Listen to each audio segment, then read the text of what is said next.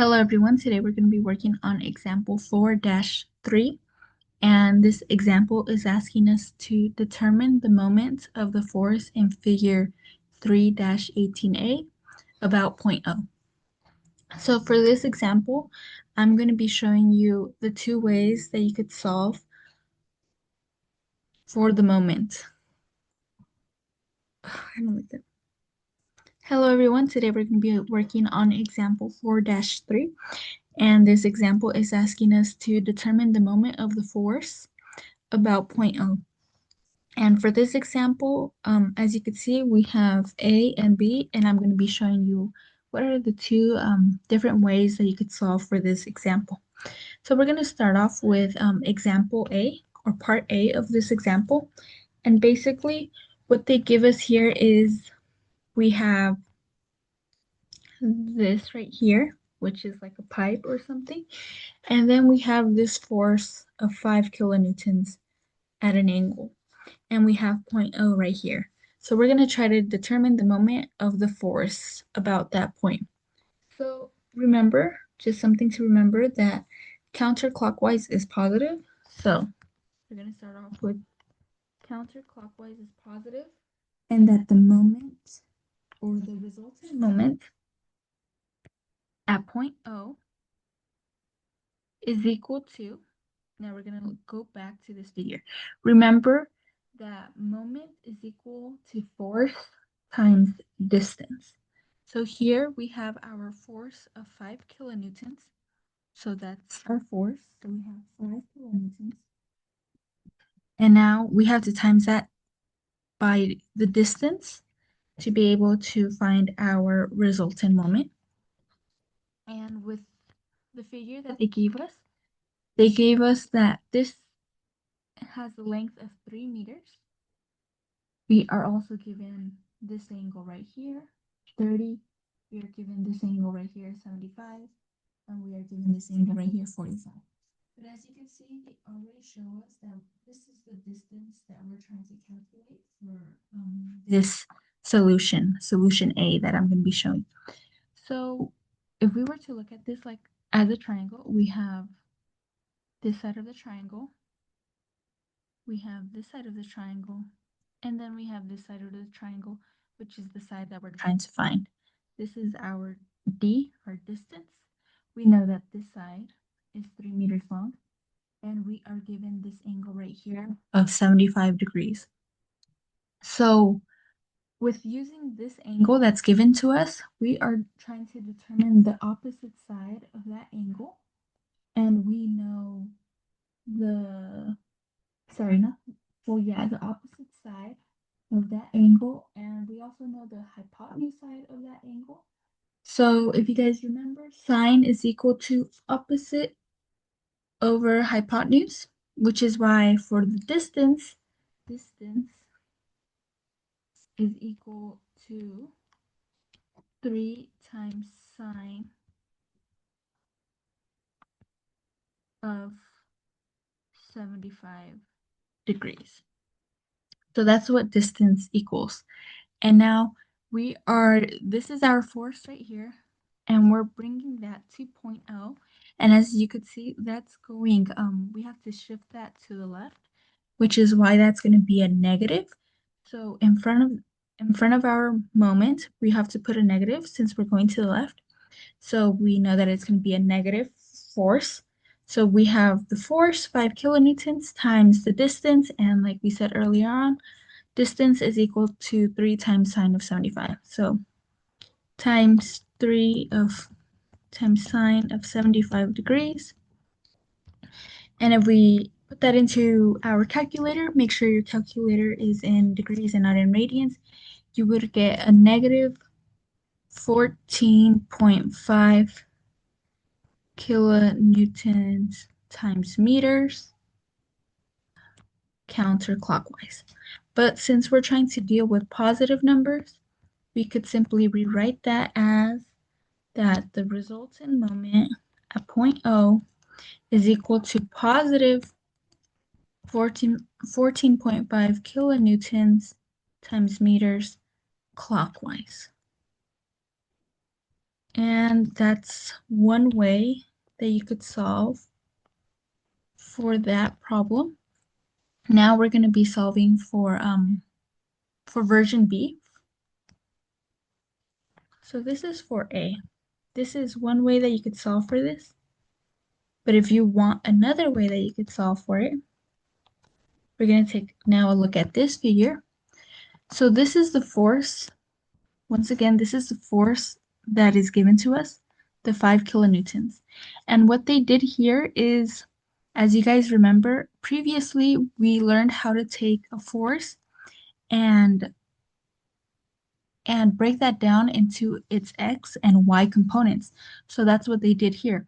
They took this force and they found the x component to that and the y component to that. So they found that the x component to these 5 kilonewtons was cosine of 45. So you may ask, why are we multiplying those 5 kilonewtons by cosine of 45? So if we were to take a look at this as a triangle, this is the force that's given to us. This is the x component of that force. And if we were to close that triangle, we know that this angle is 45. As you can see, it was also given to us right here, that this angle is 45.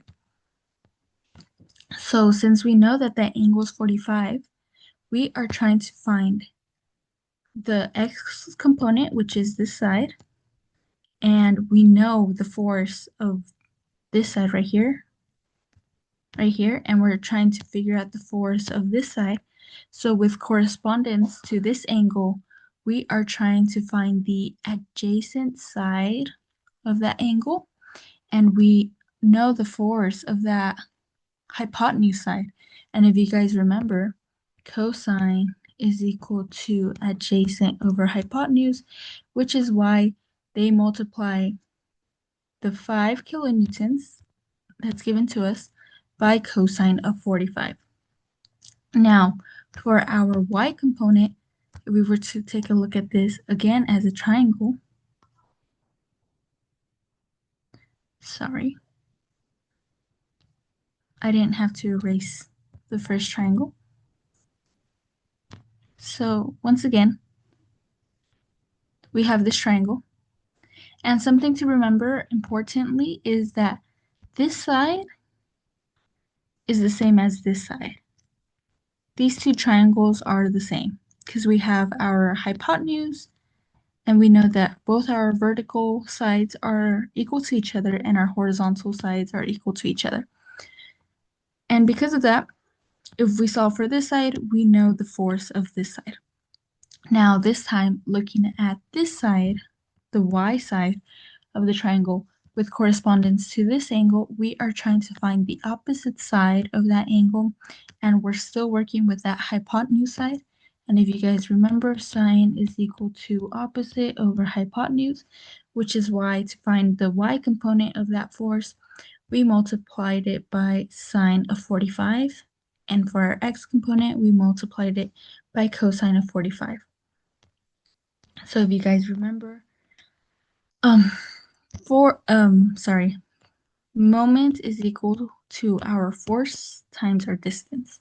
So by doing this, we were able to find our forces, but now we also have to determine their distances. So let's start writing out the problem. We know that counterclockwise is positive, and we're trying to determine the resultant moment around point O. And if we were to take a look at this, we know that if we were looking at the vertical component of this, yeah, we're gonna start off with our horizontal. So we're gonna start off with this side, with this force right here that we figured out. Remember that we said that when we're doing with our horizontal forces, we are trying to bring that, um, in alignment with our x-axis. Since our x-axis is the horizontal axis, we're trying to bring that down to our x-axis. So the distance would be from here to here. As you can see right here, it's shown right here. And since we're shifting that downwards, it's going to be negative. So we could start writing that out, that we have negative since we have to shift that downwards. We have our force, and here, I'm going to color code this just so you guys could see this better. We have our force, and our distance will be in green. So we have our force, which is equal to the 5 kilonewtons times the cosine of 45, which we solved for earlier. And then we have to times that by our distance. And so to find our distance, we are given that this angle right here is 30 degrees, right? So once again, if we were to take a look at this like a triangle, let's erase this triangle. Now we're going to focus on this triangle right here. We have this side of the triangle, and then we have this side of the triangle. So now that we're taking a look at this triangle, we know that this angle right here is 30 degrees. And if you guys remember, it doesn't show it on this figure, but we know that the length of this is 3 meters long. So we're going to put that information here. This is 3 meters long. And once again, we know that this side of the triangle is the same as this side right here. So solving for this side will be the same as solving for this side.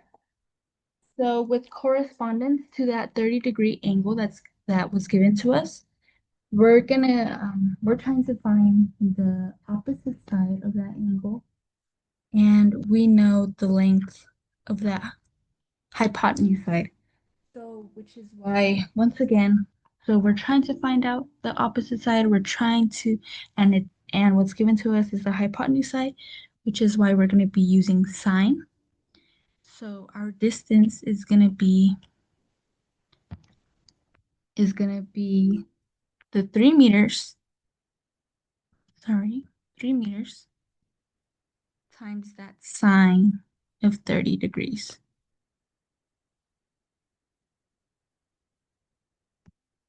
So that's the first force. Now we're going to take a look at our vertical force. Let's close that off. Now we're going to take a look at our vertical force right here. We have our force in our y direction. We know that our force is equal to this. So since this is a vertical force that we're working with, we know that our vertical force has to align with our y-axis that's right here. So we have a force right here, and we're trying to move that over to this y-axis. So then we're going to be shifting that to the left, right? So since we're shifting that to the left, anything going to the left is negative, anything going to the right is positive. So that's going to be a negative. And then we solved for our force. We know that our force is equal to the 5 kilonewtons times that sine of 45, right? And now we're going to try to solve for our distance. And as you can see, this shows us that distance is equal to 3 cosine of 30. And we were able to verify that the distance for the x force was the 3 sine of 30, as you guys could see right here. So why did they, to determine the distance for our y component, why does it equal this? Well, once again, if we were to take a look at this like a triangle, we are now trying to find this side of the triangle right here. And since we're working with this angle right here, this is the adjacent side of that angle, and we're given our hypotenuse side. So we're working with our hypotenuse side, we're trying to figure out our adjacent side. And if you guys remember, cosine is equal to adjacent over hypotenuse, which is why they determined that the distance is equal to 3 times cosine of 30 degrees. So our distance is equal to 3 times cosine of 30 degrees. And just like that, we were able to determine the forces and the distance if we were to take that force that's given to us, that 5 kilonewtons, and separate it into our x and y components.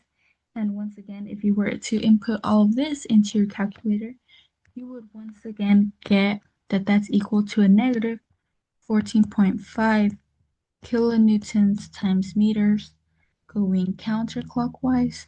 But since we want to deal with positive numbers, we know that the resultant moment around about point O is equal to 14.5 kilonewtons times meters going clockwise. And as you guys could see, no matter which